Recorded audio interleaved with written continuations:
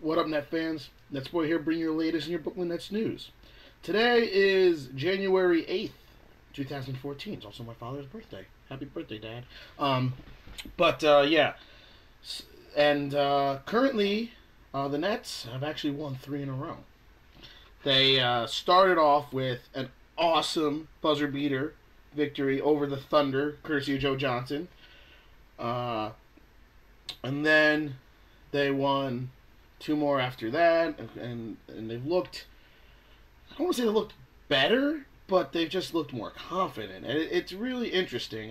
But we'll go back a little bit. I'm going to start off with the Joe Johnson game and that win over the Thunder.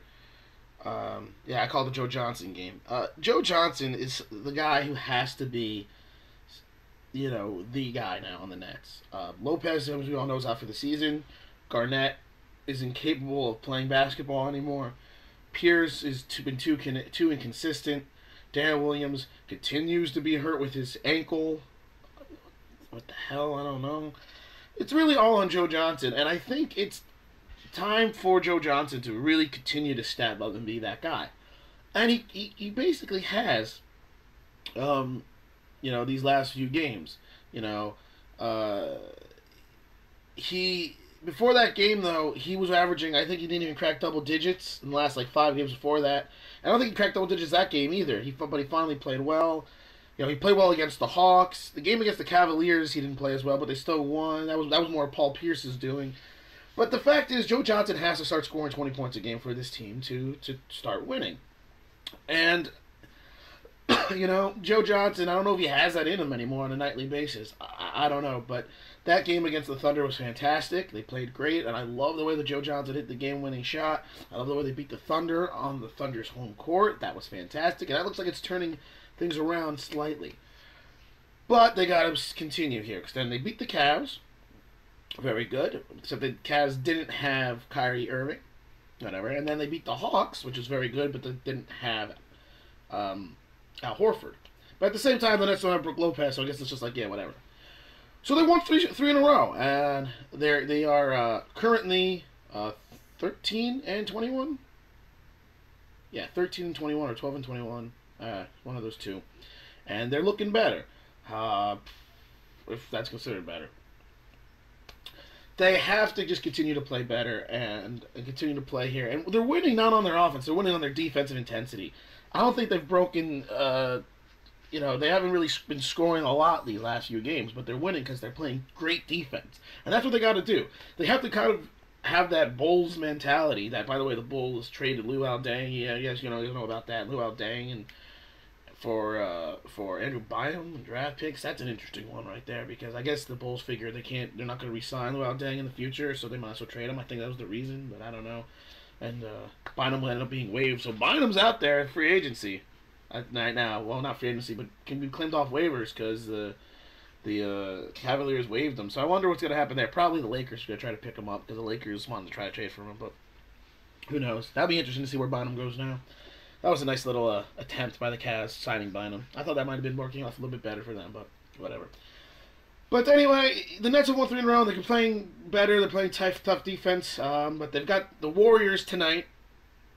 We'll see what happens there. That's going to be interesting. They've got to stop, the backcourt of Curry and Thompson and all that fun stuff. See if they can do that. Then they got the Heat on Friday, which will be interesting because they beat the Heat the first time they played them, the Nets, but they also had Brook Lopez then, and they had confidence. We'll see what happens there. And then they got the Raptors the next day on the 11th. So, you know what? The Nets, I would like to see them go 2-1 the next few games. And, you look at their schedule then after that, they got the Hawks again, which they can feel like they could win. The Knicks, you never know. They can beat that. The Magic, they could win. The Mavericks, okay, I don't know necessarily about that. That would be interesting to see. But I'm trying to think. We're trying to get tickets to that game. Huh. But the point is, they have winnable games coming up if they can start continuing to play the type of basketball they're playing. And at this point, my expectation as this team is I just want them to make the playoffs. I don't expect them to go deep in the playoffs. I don't expect them to win a championship. My expectations is for them to make the playoffs. I certainly do believe they could make it as high as the 5 seed here in the East. Originally, I said they could be the 3 seed, but that was before they continued to lose.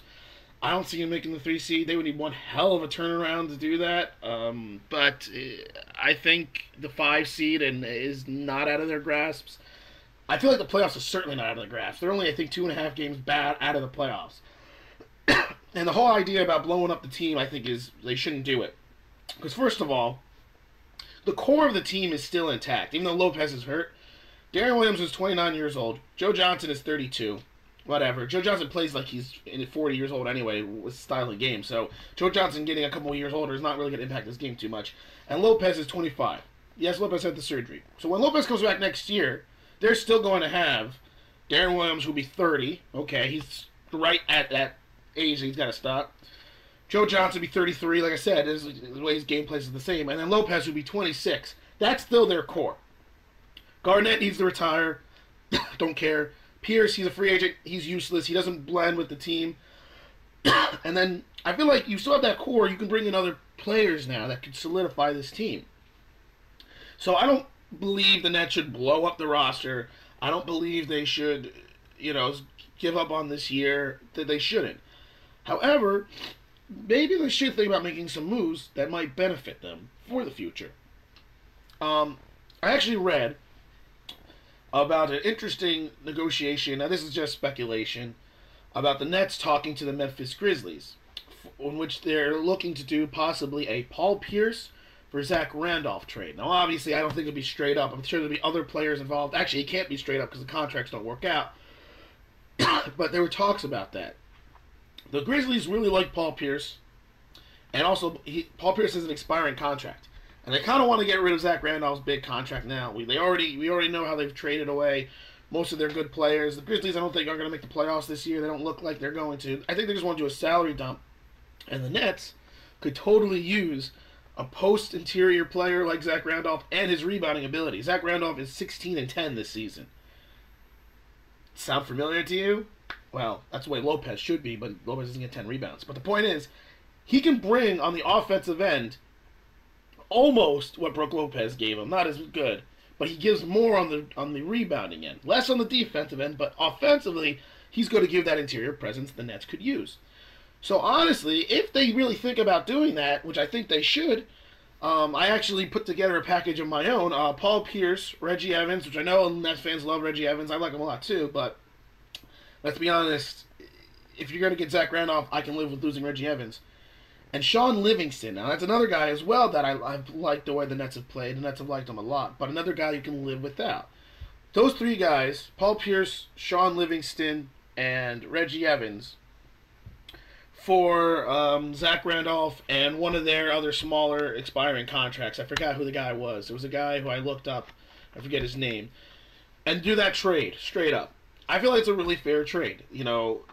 The Grizzlies get 3 expiring contracts, because Reggie Evans is expiring this year, Livingston's is, and Pierce's. They get a leader in Pierce. They got, competitive pieces if they want to continue. And they dump Zach Randolph's big contract, and then the Nets get Zach Randolph. And then think about this starting lineup. Darren Williams, Joe Johnson, you can start Allen Anderson. Why not? He's showed that he can be good at it. Zach Randolph in the power forward and Garnett as the center. Then Tyshawn Taylor, who I think definitely has earned respect enough to be a rotational player, could be the backup point guard. You got Jason Terry off the bench, Andre Kirilenko, Mirza Teletovic, and Andre Blatch. Then you still got Plumlee on the team, who's capable of playing some rotational minutes. And you got whoever the other guy is. Oh, I wish I've got his name. He was a second-year player. Oh, I have to go back in my notes. I don't have him with me. Whatever. But he could be a guy who can play, as well as Shingilia. The Nets still have some depth. Of course, they would have to really stay healthy. But the point is, that's a team that I think could not compete for a championship as much, but you never know, because Zach Randolph is a tough player. He's a tough, strong interior presence. Will that make him a playoff, a championship team? I don't know. You never know, but you never know. Maybe that really meshes well. Who knows? But it certainly makes them a playoff team, and I would like to see that. And also, the reason why I like to see that is for the future. Say they don't win out next. Say they don't, next year happens, I think Garnett's going to retire. I'm going to be honest. And if he doesn't, I think the Nets should retire. They will push him to retire. He's still got 1 year left on his contract, but whatever. I think he should retire. Obviously, Paul Pierce would be a free agent. He'll be gone. Jason Terry would be the only player who's still from that Celtics deal on the team. But now the thing about this team next year, if they do this, if Garnett retires, what about Darren Williams, Joe Johnson, Allen Anderson, Zach Randolph, and Brook Lopez? With that same exact bench. Tyshawn Taylor, Jason Terry, Andre Kirilenko, Teletovic, and Blatch coming off the bench with Plumlee, and maybe another player they bring in. Now that's a championship team. You imagine Lopez and Zach Randolph in that front court. You got two of the best low post scorers in the game. They both can stretch the defense because they both can make the 19-foot jump shot. That would be great. And Zach Randolph can get those rebounds that Lopez tends to not want to do. Lopez can bring that defense. That's what I want to see next year. That's the big reason why I want to do this deal. And the only way they can do this deal is if they trade Paul Pierce now because he is a free agent. So I feel like whether they think they can win a championship or not this year, I want them to do that deal. I want them to make that happen because I want Zach Randolph on the team for next year. Because Paul Pierce is the only guy I really can see them being able to trade for Zach Randolph. And he's not going to be on the team next year. I don't think unless they do a sign and trade, which I don't know if the Nets would do. So that's what I want to see. I don't care if the Nets make the playoffs this season. Well, I do. I want them to make the playoffs. I don't care if they win a championship this season, but I want to see that move done before the trade deadline. I want to see Billy King get that done because I'm thinking about next year. I'm thinking about how great of a lineup that could be with Zach Randolph and Brook Lopez in the front court. Allen Anderson bring that tough on-the-ball defense and his ability to make the three. Joe Johnson, and then Terry could, slide in and be the true sixth man with Andre Blatch, and maybe towards the end of games you have Kidd, put in a lineup of Darren Williams, Darren Williams, Jason Terry, Joe Johnson, Zach Randolph, and Lopez to stretch it out. Maybe it's like Kirilenko, and that would be amazing. That's what I want to see. That's what I want to see for next year.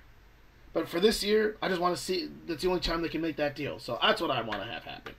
Who knows? Maybe they'll do it. Maybe they won't. If they don't, I'll be upset. But that's what I would do personally. If I was Billy King, I would make that move because not only does it benefit them this season, because it will make them better this season, make them a playoff team this season, and then once you make the playoffs, you never know what could happen. It also, though, sets them up for a really good team next year. Yes, Zach Randolph is 32 years old as well. He'll be 33. But you know what? He's another guy who I think is still going to be pretty efficient until he's in his mid to late 30s. Then again, we thought the same with Garnett. Look at Garnett. He's 37, and the guy's... Oh, my God. But whatever. But we'll see what happens. Anyway, like I said, the Nets, they got a little bit of a tough stretch coming up, but I feel like they could go 2 out of 3 and go 2-1 the next 3 games, but you never know. We'll see what happens. Jason Kidd's starting to rub me a little bit better. I still wish he would get fired because I still don't think he's a good coach, but he's doing a slightly better job with this team. I just think Joe Johnson has to step up. Darren Williams needs to stop rolling his damn ankle, and he needs to also play well. Everyone just needs to play a lot better, and they've been doing that, and we'll just see if it continues. So, but like I said, I just want to see Paul Pierce, Zach Randolph deal. I want that to happen. Throw in other pieces if you want. I like to see that, though. But anyway, until next week, we'll see what happens with the Nets coming up. So this is NetsBoy, signing off.